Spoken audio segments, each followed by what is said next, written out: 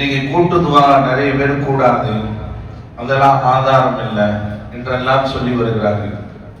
கூட்டு துவா அப்படின்னா முதல்ல என்னன்றதை விளங்கணும். கூட்டு துவானா ஒருத்தர் துவா போத இன்னொருத்தர் ஆமின்னு சொல்றது, இதுதான் கூட்டு துவா. இதுக்கு இஸ்லாத்துல ஆதாரம் இருக்கா அப்படின்னா இருக்கு. அதிலும் குறிப்பாக இவர்கள் கூடாது என்று சொல்லக்கூடிய விஷயம் என்ன அப்படின்னா, தொழுகைக்கு பின்னாடி தொழுகையில கூட்டு துவா கூடாது, தொழுகையில கூட்டு துவா கூடாது என்றே சொல்லுவாங்க. என்ன அப்படின்னு பார்த்தா, தொழுகைக்கு பின்னாடி இமாம் போதுற அந்த துவாவை இது தொழுகையில கேட்கிற துவாவாம். முதல்ல தெளிவா விளங்கணும். இமாம் சலாம் கொடுத்ததுக்கு பின்னாடி தொழுகை முடிஞ்சு போச்சு. அஸ்ஸலாமு அலைக்கும் வரஹ்மத்துல்லாஹி சொன்னோடனே என்ன ஆச்சு? தொழுகை தக்பீர் கட்டும் போது தொழுகை ஆரம்பிக்குது. சலாம் கொடுத்தோடனே தொழுகை முடிஞ்சு போச்சு. அப்ப தொழுகை முடிந்ததற்கு பின்னாடி செய்யப்படக்கூடிய இந்த துவா இது தொழுகைக்கு உட்பட்டதில்ல, தொழுகைக்கு அப்பாற்பட்டது. தொழுகையில கூட்டு துவா கூடாதுன்னு சொல்ற அவங்க தான் சூரத்துல் ஃபாத்திஹா ஓதி முடிச்சோடனே வலல்லாலின்னு சொன்னோடனே கத்தி ஆமீன் சொல்றது அவன் தான். அவங்க தான் கூட்டு துவாவை நல்ல வலுவா ஆமீன் சொல்லிட்டு இருக்கிறாங்க. நம்ம தப்புன்னு சொல்லல, வரவேற்கிறோம். ஆனா கூட்டு துவா கூடாதுன்னு சொல்லிட்டு கூடுன்றது மாதிரி செய்யறது அவர்கள். ஆனா அந்த விதத்தின்னு சொல்லி மறுக்கிறது நம்மளை பார்த்து சொல்றது. இன்னொரு விஷயத்தை விளங்கணும். நபி ஸல்லல்லாஹு அலைஹி வஸல்லம் அவர்கள்ட்ட ஒரு சஹாபி வந்து கேட்டாரு. என்ன கேட்டாருன்னா, யா ரசூலல்லாஹ் ஐயு துஆஇ அஸ்மஉ, எந்த நேரத்துல கேட்கக்கூடிய துவா உடனே கபூலாகும் கேட்டாரு. எந்த நேரத்துல நம்ம கேட்கக்கூடிய அந்த துவா அல்லாஹ்விடத்துல கபூலாகும் கேட்டாரு. அப்ப ஸல்லல்லாஹு அலைஹி வஸல்லம் அவர்கள் அந்த கேள்விக்கு பதில் சொல்லும் போது ரெண்டு நேரத்தை தெளிவா சொன்னாங்க. முதலாவது என்னன்னா, ஜௌஃபல் லைலில் ஆகிரி, இரவினுடைய கடைசி நேரத்திலே கேட்கப்படக்கூடிய துவா உடனே கபூலாகும் அப்படின்னா, அதாவது சஹருடைய நேரம். இரவினுடைய கடைசி நேரம்னா என்னது? தஹஜ்ஜுத் சஹருடைய நேரம் இருக்குல்ல, அந்த நேரம் தான். அந்த நேரத்தில் ஒவ்வொரு அடியாரும் கேட்கக்கூடிய துவா அல்லாஹ்விடத்தில் மறுதலிக்கப்படாமல் உடனே கபூலாகும்னாங்க. சொல்லிட்டு இரண்டாவது விஷயத்தை சொன்னாங்க, துபுர ஸலவாத்தில் மக்தூபாத்தி, ஒவ்வொரு ஃபர்லான தொழுகைக்கு பின்னால் கேட்கப்படக்கூடிய துவா அல்லாஹ்விடத்தில் ஒப்புக்கொள்ளப்படும். இப்ப பாருங்க, ஃபர்லு தொழுகைக்கு பின்னாடி இமாம் ஜமாத் கேட்கக்கூடிய அந்த துவா கபூலாக்கப்படக்கூடிய நேரம் என்ற அடிப்படையில் கேட்கப்படுகிறது. உடனே அவங்க என்ன கேட்பாங்க தெரியுமா? ஒரு குற்றச்சாட்டு வைக்கிறது. இமாம் ஒரு பர்சனலா கேட்பாரு, அவர் சொந்த தேவை கேட்பாரு, நம்மையும் ஆமீன் சொல்லணும். அவருக்கு கேட்டார்னா நமக்கு அது எப்படி கபூல் ஆகும் என்றெல்லாம் அவர்கள் ஒரு குதர்த்தமா பேசுவாங்க. தெளிவாக விளங்கணும். எந்த இமாமும் துவா கூட்டு துவாவின் போது தனித்து கேட்க மாட்டார், கேட்கவும் கூடாது. ஸல்லல்லாஹு அலைஹி வஸல்லம் அவர்கள் அதையும் கண்டித்திருக்கிறார்கள். ஒரு இமாமாக இருந்து கூட்டு துவா செய்யக்கூடிய ஒரு நபர் தனிப்பட்ட முறையிலே ஒருவர் கேட்கிறார் என்றால் இவர் மோசடி செய்து விட்டார் என்று ஸல்லல்லாஹு அலைஹி வஸல்லம் சொன்னாங்க. அப்ப எந்த அடிப்படையிலும் இமாம் பர்சனலா கேட்க மாட்டாங்க. யா அல்லாஹ், என் மகனுக்கு வர ஏப்ரல் 12ஆம் தேதி கல்யாணம் வச்சிருக்கு, நகை வாங்கணும், பிரியாணி ஆக்கணும், காசு பத்தாம அப்படிலாம் கேட்க மாட்டார். அது பர்சனலா கேட்பார். கூட்டு துவாவினுடைய ஷர்த் என்ன தெரியுமா? குர்ஆனிலே சொல்லப்படக்கூடிய துவா, ஹதீஸிலே சொல்லப்படக்கூடிய துவாவில் தான் கேட்கப்படும். அது பொதுவாக எல்லாருக்கும் உண்டானதுதான். இம்மை மறுமை தேவையான எல்லா விஷயங்களும் உள்ளடக்கியதான் கேட்பாங்க. தனிப்பட்ட முறையில எந்த இமாமும் கேட்க மாட்டாங்க. அப்ப இவங்களுடைய குற்றச்சாட்டு என்னது? அவர் பர்சனலா கேட்பார், நம்ம யாரையும் சொல்லணும் அப்படின்னா. அப்படி எல்லாம் கிடையாது. குர்ஆன் ஹதீஸிலே சொல்லப்பட்ட துவா தான் கேட்கப்படுது. அந்த துவாவை தான் காலங்காலமாக கேட்கப்பட்டு வருகிறது. நாம் எல்லாம் ஆமீன் சொல்லிட்டு வரோம். இந்த விஷயத்துல நம்ம தெளிவா இருக்கணும். நீங்க பாருங்க, துவாவுல இந்த அரபி இலக்கணம் தெரிஞ்சவங்க கொஞ்சம் விளங்குவாங்க. இந்த ரப்பனா ரப்பனான்னு குர்ஆன்ல வருதுன்னா, இந்த ரப்பனா அப்படின்றது வந்து யா அல்லாஹ் எங்கள் ரட்சகனே அப்படின்னு அர்த்தம். அப்படிதான் அஜத் கேட்கிறாரு. நீங்க கேட்கறீங்கல்ல, யா ரப்பனா ரப்பனா ஆத்தினா ஃபித் துன்யா ரப்பனா தக்கப்பல் மின்னா ரப்பனா லா துஸீ குலுபனா அப்படின்னா என்ன அர்த்தம்? எங்களுக்குன்னு அர்த்தம். பன்மையா தான் கேட்கப்படுது. ஒருமையா எப்படி கேட்பாங்கன்னா, ரப்பி என் ரட்சகனே, என் ரட்சகனே எனக்கு தான் அப்படின்னா அது ஒருமையான வார்த்தை. எங்கேயுமே இமாம் எனக்கு மட்டும் கூட கேட்க மாட்டாரு, அப்படி கேட்கவும் மாட்டாரு. பொதுவாகத்தான் ரப்பனா யா அல்லாஹ் எங்களுக்கு தான், எங்களுக்கு அருள்வாரி, எங்கள் பாவங்களை மன்னிச்சு கேட்கிறான். அப்ப இங்க எங்கேயுமே பர்சனல் என்பது கிடையாது. அப்ப தொழுகைக்கு பின்னாடி கபூலாகக்கூடிய அந்த நேரம் என்பதினால் இன்றைக்கு நாம் எல்லாம் கூட்டாக உட்கார்ந்து துவா செய்கின்றோம். அந்த துவாவிற்கு ஆமீன் சொல்லப்படுகிறது. இது இஸ்லாத்திலே அனுமதிக்கப்பட்ட ஒன்று என்பதில் எந்த விதமான சந்தேகம் இல்லை. சரி, இதுக்கு என்ன ஆதாரம்? ரசூலுல்லாஹ் இதுக்கு என்ன அங்கீகாரம் தந்திருக்காங்க அப்படின்னா, ஸல்லல்லாஹு அலைஹி வஸல்லம் அவர்கள் சொன்னாங்க, அல்லாஹ் எனக்கு 3 விதமான ஜமாத் சார்ந்த சில விஷயங்களை சிறப்பு தந்திருக்கிறான். அல்லாஹ் எனக்கு ஜமாத் சார்ந்த விஷயங்கள்ல 3 விஷயங்களை எனக்கு தந்திருக்கிறான் நாங்க ரசூலுல்லாஹ். அதுல முதலாவது என்ன அப்படின்னா, தொழுகையிலே அணிவகுத்தில் இருக்கக்கூடிய இந்த சஃப் இருக்கு தெரியுமா? இந்த சஃப் என்பது சாதாரண விஷயம் அல்ல. மலக்குமார்கள் தான் இப்படி அணிவகுத்து சஃப்புக்களாக நின்று தொழுவார்கள். அந்த சிறப்பை என்னுடைய உம்மத்துமார்களுக்கு அல்லாஹ் தந்திருக்கிறான். நம்ம அணிவகுத்து நின்று தொழுகிறோம் அப்படின்னா இது மலக்குமாருடைய அவர்களுக்கு பிரத்தியமாக கொடுக்கப்பட்ட சிறப்பு. மலக்குமார்கள் எப்படி அல்லாஹ்வை வணங்குவார்களோ அந்த முறை ஆணியை அல்லாஹ் எனக்கு தந்திருக்கிறான் என் உம்மத்துமார்களுக்கு. சாதாரண விஷயம் அல்ல சஃப் என்பது. நீங்க சஃப்புக்களை சாதாரணமா நினைச்சுக்கிட்டு இருக்கிறோம். ஃபேன் எங்க இருக்கு, ஏசி எங்க இருக்கு, அதெல்லாம் பார்த்து நிற்போம். சில பேர் ஏசி ஒத்து வராத இடத்துல நிற்பாங்க. இன்னும் சில பேர் செவுத்துல சமையல் மாதிரி அண்டை கொடுத்து நிக்கிறது, இதெல்லாம் பார்த்து நிக்கிறோம். சஃப் முன்னாடி இடம் இருந்துச்சுன்னா அப்படிதான் நிற்கும். பெண்கள்கிட்ட ஒரு விஷயத்த சொல்லணும், நிறைய கம்ப்ளைண்ட் என்ன அப்படின்னா, அவங்க பாட்டு வருவாங்க, வந்து சௌரியமான இடத்துல நின்று தக்பீர் கட்டுறது. சஃப்புக்கல்ல இடம் இருக்கும், முதல் சஃப்பு காலியா இருக்கும், 2வது சஃப்பு காலியா இருக்கும், அவங்க பாட்டு 5வது சஃப்ல நிக்கிறது. இப்படி எல்லாம் இருக்கக்கூடாது. தொழுகை என்பது சில முறைகளை பேணினால்தான் தொழுகை கபூலாகும். நம்ம இஷ்டத்துக்கு நின்றோம் அப்படின்னா வருவாங்க, இவன் எனக்கு ஆகாதவன், அதனால இவன் பின்னாடி நின்று பக்கத்துல நின்று தொழுவ மாட்டேன், போடுறா சேர லாஸ்ட்ல கூடுமா? ஸல்லல்லாஹு அலைஹி வஸல்லம் என்ன செஞ்சாங்க? தோளோடு தோள் சேர்ந்து நில்லுங்க, இடைவெளி விடாதீங்க. கொஞ்சம் கேப் விட்டாலும் செய்தான் என்ன செஞ்சிருவான், பக்கத்துல வந்து நின்றுவான். இதெல்லாம் எதுக்கு சொன்னாங்க அப்படின்னா, தொழுகை பரிபூரணமாக ஆகணும்னா இதெல்லாம் செய்யணும். சஃபு சுஃபுபக்கும் ரஹிமக்குமுல்லாஹ்னு ஒவ்வொரு தொழுகையிலும் இமாம் சொல்றார். மக்காவிலையும் பார்த்தீங்கன்னா மக்கா இமாம் ஒவ்வொரு வக்திலையும் சொல்லுவாங்க. எதுக்காக அப்படின்னா, அணிவகுத்து ஒரேடியாக நிற்பது என்பது இஸ்லாத்தினுடைய மிக முக்கியமான மரபு. நீங்க வேணா ஒன்னும் சொல்லணும்னா, திருக்குர்ஆன் 114 சூறாவுல ஒரு சூறா, அதாவது யாசின் சூறாக்கு அடுத்த சூறா என்னன்னா அணிவகுத்து நிற்குதல் அப்படின்ற தலைப்புல ஒரு சூறா. வஸ்ஸாஃபாத்தி ஸஃபா, ஸஃபா ஸஃப்ல இருந்து அந்த ஸஃபா அணிவகுத்து நிற்குதல் என்ற தலைப்புல ஒரு அத்தியாயம். யாசின் சூறாக்கு அடுத்து அந்த சூறா தான் வருது. அப்ப அல்லாஹ் ஒரு அத்தியாயத்தை இறக்கி வச்சிருக்கிறான்னா அது எவ்வளவு பெரிய ஒரு முக்கியமான ஒரு விஷயம் என்பதை கவனிக்கணும். இப்ப ரசூலுல்லாஹ் தான் சொன்னாங்க, மலக்குமார்கள் அணிவகுத்து நிற்பது போல என் உம்மத்துமார்கள் அணிவகுத்து நிற்கிறது ஒரு சிறப்பு கொடுத்தான் அல்லாஹ்.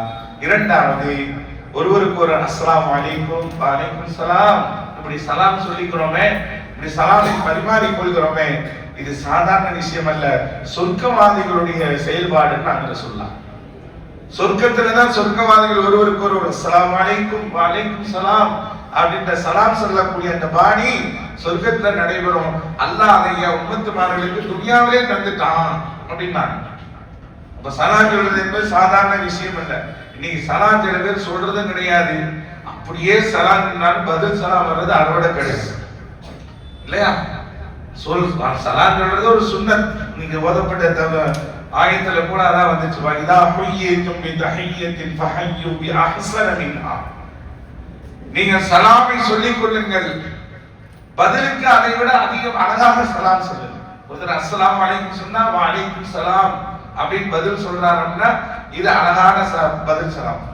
இன்னும் அழகாக அல்லாஹ் பதில் சலாம் சொல்றான் அப்படின்னா என்ன அர்த்தம்? அஸ்ஸலாமு அலைக்கும் வ ரஹ்மத்துல்லாஹி வ பரக்காத்துஹு வ அலைக்கும் ஸலாம் வ ரஹ்மத்துல்லாஹி வ பரக்காத்துஹு. இப்படி ஒருத்தர் சலாம் சொல்லி பதில் சலாம் சொல்லிட்டாருன்னா அவருக்கு 30 நன்மை. அஸ்ஸலாமு அலைக்கும்னா 10 நன்மை, அஸ்ஸலாமு அலைக்கும் வ ரஹ்மத்துல்லாஹினா 20 நன்மை, அஸ்ஸலாமு அலைக்கும் வ ரஹ்மத்துல்லாஹி வ பரக்காத்துஹுனா 30 நன்மை. இந்த விஷயம் குர்ஆனிலே இடம்பெறுகிறது. சொர்க்கவாதிகளுடைய செயல்பாடை அல்லாஹ் என்னுடைய உம்மத்துமாருக்கு தந்திருக்கிறான். இன்னைக்கு சலாமுடைய விஷயத்தை ரொம்ப பரிதாபம். சலாம் அலைக்கும் அன்தான் சலாம் அலைக்கும் உடனே சலாம் தெரியும், அங்கேயே பார்த்தாச்சு, உன் மகார கட்டி சலாம் தர சலாம்.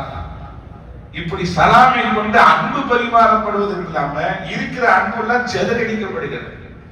ரசூலுல்லாஹ் சொன்னாங்க, அது சாதாரண விஷயம் அல்லப்பா, சொர்க்கவாதிகளுடைய அமல், அது சொர்க்கவாதிகளுடைய செயல்பாடுனாங்க.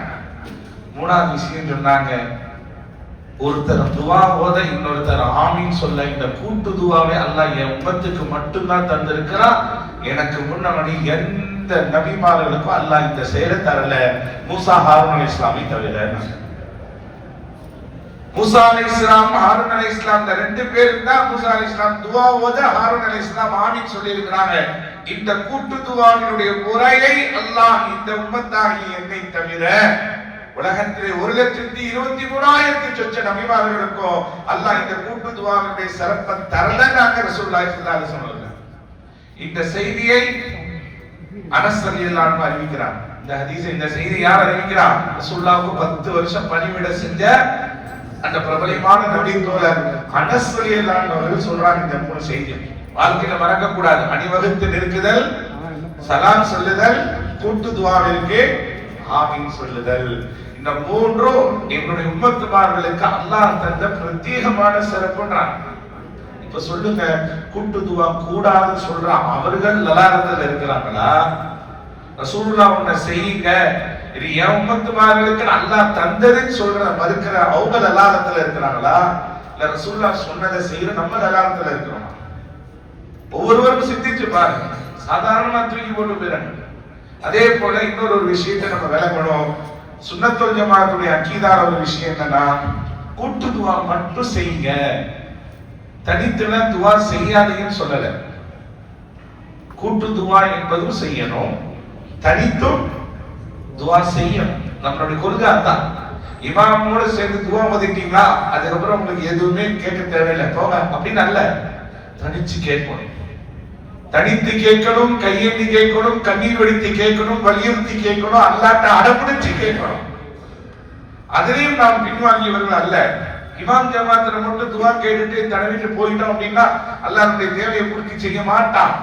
இமாமோடு சேர்ந்து கேட்கக்கூடிய, கூட்டாக கேட்கக்கூடிய இந்த துவாக்கள் இந்த உம்மத்துமார்கள் ஒரு சிறப்பு அம்சமாக இருக்கிறது. அதை கேட்க வேண்டும், தனித்து கேட்கணும். இன்னைக்கு என்ன செய்யறோம் அப்படின்னா, கூட்டு துவா முடிஞ்சோன்னு டபக்கு நினைச்சு போயிடும். போகக்கூடாது, காரணம் கொஞ்ச நேரம் நமக்காக பிரத்யேகமான அல்லாட்ட துவா கேட்கணும்.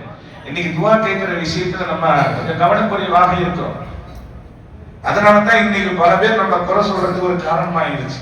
ஸல்லல்லாஹு அலைஹி வஸல்லம் காலத்துல இந்த மாதிரி கூட்டு துவாங்க இருந்துச்சான்னு கேட்கிறாங்க. ஆனா இல்ல அப்படின்னு சொல்ல முடியாது. சஹாபாக்கள் தொழுது முடிச்சதுக்கு பின்னாடி சபை கலையாம அப்படியே இருக்கும். ஒரு கூட்டம் திக்ர் செய்யும், ஒரு கூட்டம் துவால இருப்பாங்க, ஒரு கூட்டம் கனவிற்கு விளக்கம் கேட்கக்கூடிய கூட்டமா இருக்கும். நம்மள மாதிரி இல்ல, ஒரு சலாம் கொடுத்துட்டு ரெண்டாவது சலாம் செருப்பு மாட்டிக்கிட்டு இருப்பாரு. என்னடா டைம் ஆயிடுச்சு, அர்ஜென்ட், சீக்கிரம். சஹாபாக்கள் அப்படி அல்ல. ஒவ்வொரு நாள் சுபு தொழுகைக்கு பின்னாடி ஸல்லல்லாஹு அலைஹி வஸல்லம் என்ன செய்வாங்க, உங்களில் யாராவது கனவு கண்டவர் உண்டா அப்படின்னு கேட்பாங்க. ஆமா யார சொல்லலாம், நேற்று நான் இந்த கனவு கண்டேன். அப்படியா, அந்த கனவு நல்ல கனவாச்சு, அதுக்கு இந்த விளக்கம் சொல்லுவாங்க. அதெல்லாம் முடிஞ்ச பிறகு நான் நேற்று ஒரு கனவு கண்டேன் தெரியுமா அப்படின்னு சொல்லி சஹாபாக்கள் வினா கொடுத்து அந்த கனவை விளக்கி அதற்குண்டான அர்த்தத்தை சொல்லி இப்படியெல்லாம் சபை நடக்கும். அவ்வளவு சீக்கிரத்துல தொழுது முடிஞ்சோடனே எந்த சஹாபாக்கள் வெளியேற மாட்டாங்க. ஆனா இதெல்லாம் சொல்லவே மாட்டாங்க. எடுத்தோடனே இதெல்லாம் கூடுமா கூடாதா இருக்கா இல்லையான்னு சஹாபாக்கள் துவாக்களை நமக்கு அறிவிப்பு செய்யறாங்கன்னா ரசூலுல்லாஹ் ஓதுறத கேட்காம அறிவிப்பு செய்வாங்க. ரசூலுல்லாஹ் துவா ஓதுறத ஆமீன் சொல்லாம நமக்கு அறிவிப்பு செய்வாங்க. அப்ப கூட்டு துவாவுடைய விஷயத்துல ஆதாரம் இருக்கிறது இல்லை என்பதெல்லாம் இல்ல. அதே போல மௌத் வீட்டுல ஓதுற துவா, கல்யாண வீட்டுல ஓதுற துவா, அதே போல வீடு பால்காய்ப்பு, கடை திறப்பு, இதெல்லாம் கேட்கக்கூடிய கூட்டு துவாக்கள் எல்லாம் இதெல்லாம் அல்லாஹ்விடத்தில் அங்கீகரிக்கப்பட ஒன்றுதான். சொந்த பந்தங்கள்லாம் ஒன்று கூடி, ஜமாத்தெல்லாம் ஒன்று கூடி, நண்பர்கள்லாம் ஒன்று கூடி கேட்கக்கூடிய அந்த துவா இருக்கு, நிச்சயமாக அல்லாஹ்ட்ட கபூலியத் உண்டு. கூட்டு துவானா கிடையாதுன்னு சொல்லி மறுக்கிறவங்க இன்ஷா அல்லாஹ் பொறுத்திருந்து பார்ப்போம், வருவாங்க. நாங்க இப்பொழுதுதான் அந்த ஹதீஸை பார்த்தோம், அதனால் இன்று முதல் கூட்டு துவா கூடுன்ட்டு வருவான். சத்தியமா வருவான். ஏன்னா தெரியாமலாம் வாய் பசங்க எல்லாம் தெரிஞ்சு வச்சுக்கிட்டு தான் அவர்கள் எல்லாம் மாற்றி திரிகிறார்கள். நாம் பாரம்பரியமாக நமக்கு கற்றுத்தந்த அந்த விஷயத்தில் பயணிப்போம். எந்த விதமான தங்கு தடையும் கூட்டு துவாவுக்கு இஸ்லாத்தில் இல்லை. தாராளமான முறையில் கேட்போம். ஆனா கூட்டு துவாவுடைய விஷயத்துல நம்ம சில விஷயங்களை ஃபாலோ பண்ணணும். என்ன அப்படின்னா, இமாம் துவா ஓதும் போது நம்ம பாட்டுக்கு எனக்கு என்னன்னு ஏதோ ஒரு வேலையில் ஈடுபடக்கூடாது. இன்னைக்கு அது ஒரு குறை நம்மள்கிட்ட இருக்கு. என்னன்னா, அசத்து ஓதிக்கிட்டே இருப்பாரு, இவங்க பாட்டுக்கு ஏதாவது ஊதுபத்தி பொறுத்துறது, சோத்தை போட்டு கிண்டுறது, பேசன போட்டு சாப்பாடு விட்டு சாப்பிடா விட்டு கறியை விட்டு நடக்குதா இல்லையா? இன்னைக்கு நிறைய ஊர்ல பாத்தீங்கன்னா அவர் பாட்டுக்கு அசத்து ஓதிக்கிட்டு இருப்பாரு, இவன் பாட்டுக்கு ஏதாவது ஒரு வேலையில் ஈடுபட்டிருப்பான். இப்படி இருக்கக்கூடாது. கூட்டு துவானா என்னன்னா, இமாம் துவா ஓதும் போது எந்த அளவிற்கு வேண்டதெல்லாம் ஓதுனாலும் அதே இஹ்லாஸோடு மன தூய்மையோடு நீங்க உட்கார்ந்து ஆமீன் சொல்லணும். அப்பதான் அந்த துவா கபூலாகும்.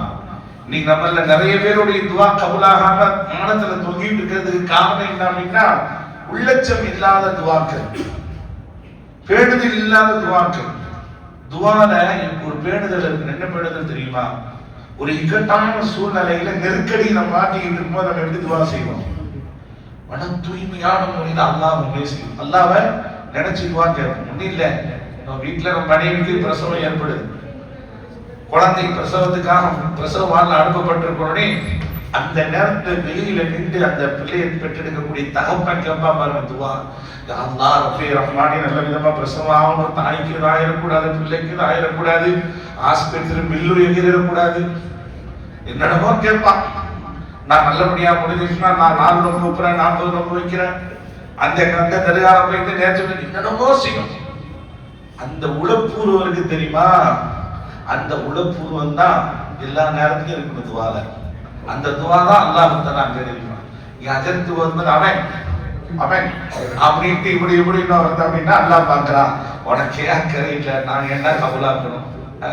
இன்னும் சில பேர் கொஞ்சம் துவா நீட்டிட்டே வைங்களேன், அதுக்கு வேற சவுண்ட் வரும், ஆமீன் அப்படின்பாங்க. அப்படின்னா முடி அப்படின்னு அர்த்தம்.